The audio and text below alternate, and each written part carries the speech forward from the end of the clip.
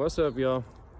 I'm making this video because I could not find this info anywhere online. Somebody stole my 87 pickup and punched out the ignition, and I've had a hell of a time getting it back together. So let me flip this video around and show you what we got going on here. All right, here's the farm truck. You can see what they did to the ignition. Check it out on this side. They punched the entire thing out. You can see they sheared the metal off. Luckily, this little electronic component is still functional. It's the thing that beeps. And then that thing is still functional.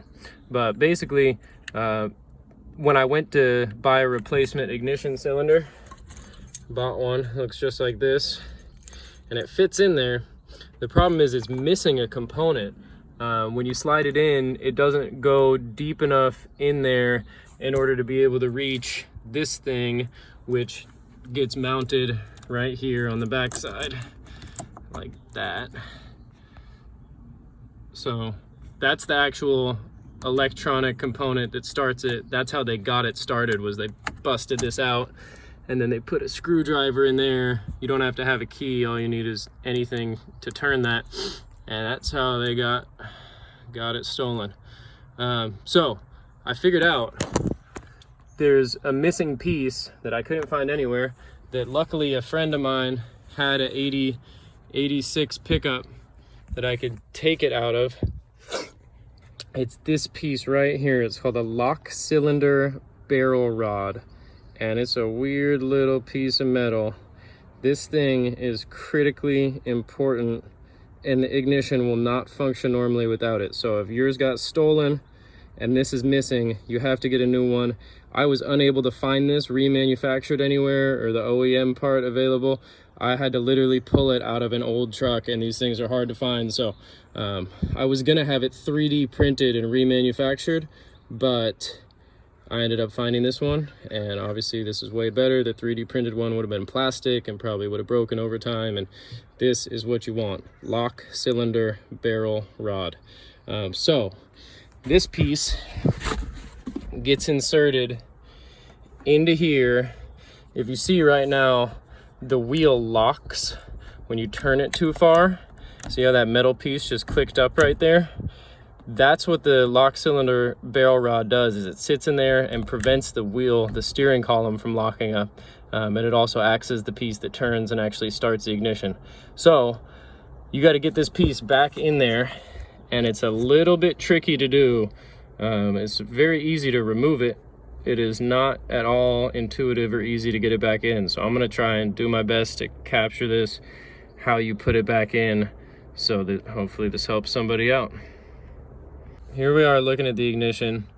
You can see this is the piece that actually locks the steering column, like I was talking about earlier.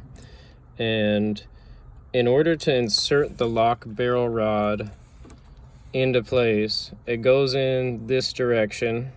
You can see it's got this little spiky piece on top of it.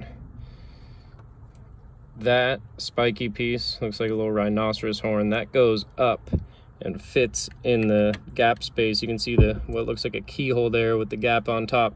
So it goes pointy side up, but you can't slide it in and get it all the way in there without depressing this all the way down.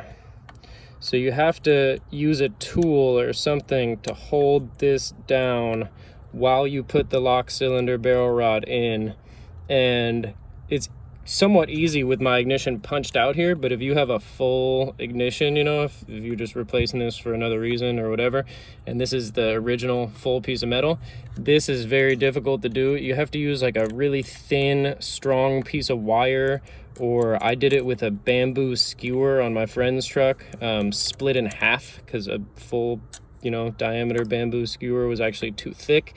So this is the tricky part. You got to get that down and then slip the barrel rod in, and the alignment can be changed once you put the barrel rod through, and the little spiky piece, this piece right here, once that goes through the hole and is on the other side, you can actually turn it. But if you see right now, when I stick it in,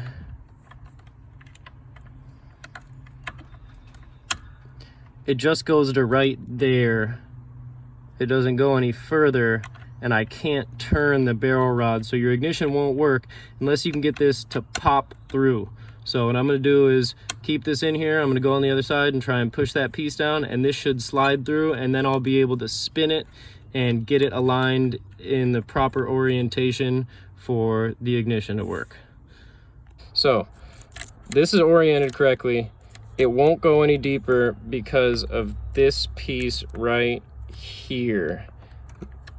You can see I'm prying at it with the bamboo.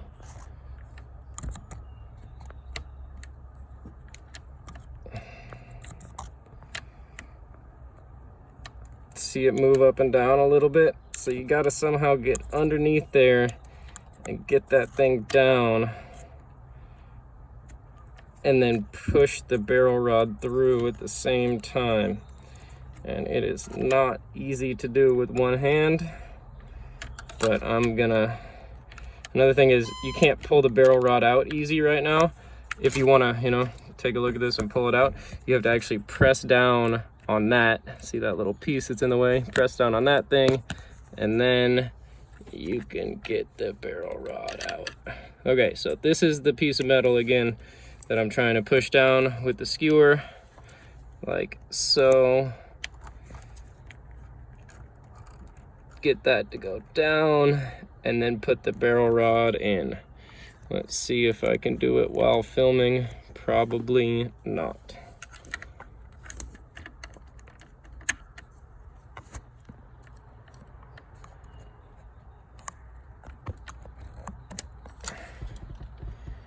Gonna try with the little flathead screwdriver and see if that'll work.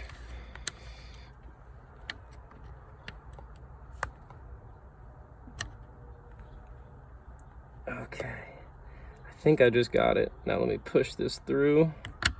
There it goes. Okay, now if we look on the other side, you'll see that the little rhinoceros horn piece has actually gone through, meaning I can turn freely this cylinder barrel rod. So that is good. Now we got to get it in the right orientation and get the ignition put back in. All right, I figured out the problem. This has to be rotated so that it catches on this. So wherever you have this in position, you got to rotate it past that and click it right there. That is the starting position.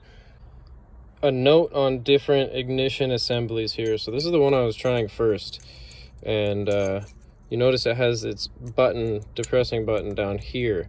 This one is not working properly for whatever reason when I get it in. This is a 1987 pickup. This is supposed to fit it, but it doesn't. Here's another one I ordered. I'll leave the appropriate link to this one so you don't buy the wrong one. This one has its button up top here.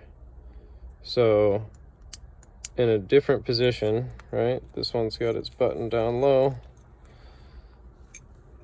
Button down low on that one, button up high on this one. The up high button one is working perfectly when I get it in. So this is the one that we're gonna use. So you see I got my lock cylinder barrel rod in there, ready to go. Got this thing ready, got to turn it to ACC so that it lines up right. Make sure the button depresses, it does. And I apologize for the beeping that's about to happen, but slide this in like so. And make sure on the bottom side when you're sliding it in that this thing doesn't go in the cylinder rod. You gotta take it to the side. It slips in, and it's almost aligned right, and I gotta move this a little bit like that. There we go. Let's see if we can get that going. Come on, baby. I'm gonna grab it on the back side and spin the cylinder barrel.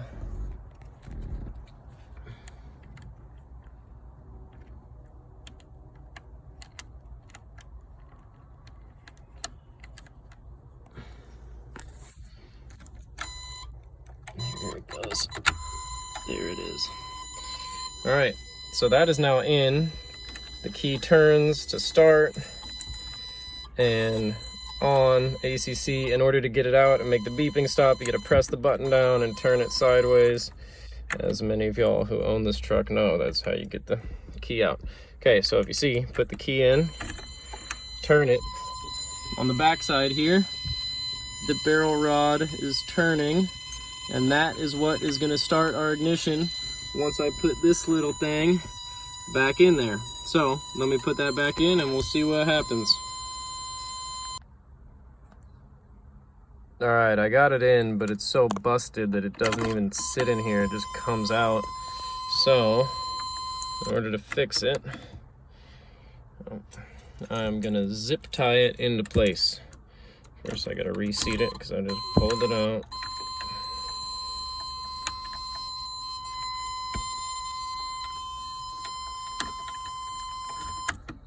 Okay, and gonna zip tie around the top here like so and cinch it in. Hard to do one-handed, so I'm gonna stop the video and get back to you in a second. All right, the zip tie was not working. It was too easy to just pull the ignition back out. There's nothing to hold it in. So I'm getting creative. I'm gonna drill a hole right here and then run a piece of wire and tie this piece in because it needs to be held in here to keep it from falling out. So here goes nothing.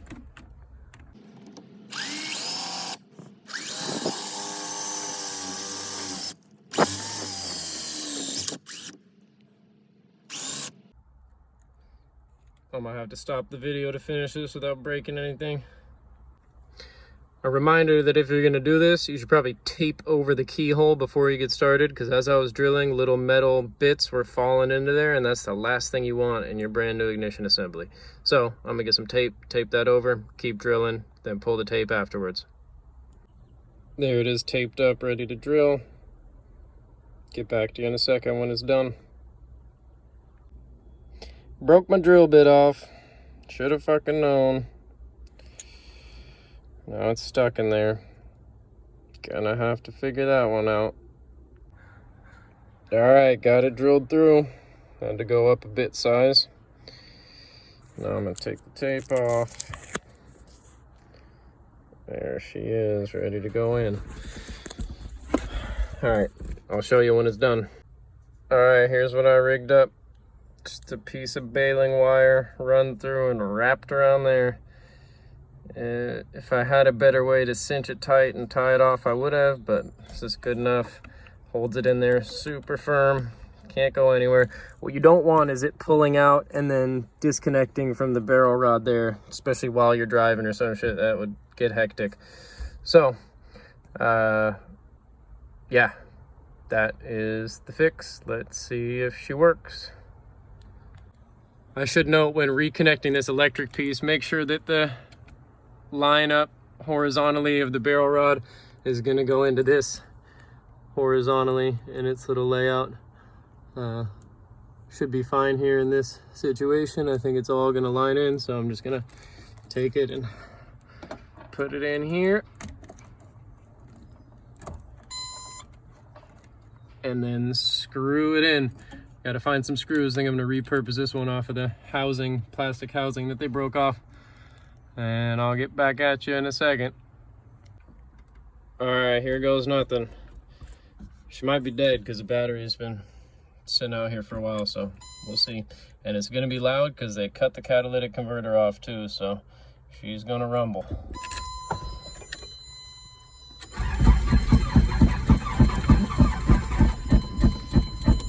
Sometimes you got to give her a good amount of gas to get it going. Oh, is she almost there? Boom! And there we have it. I got to figure out my turn signals and all this shit because they busted up my whole situation. You see the turn signal is all sorts of confusing.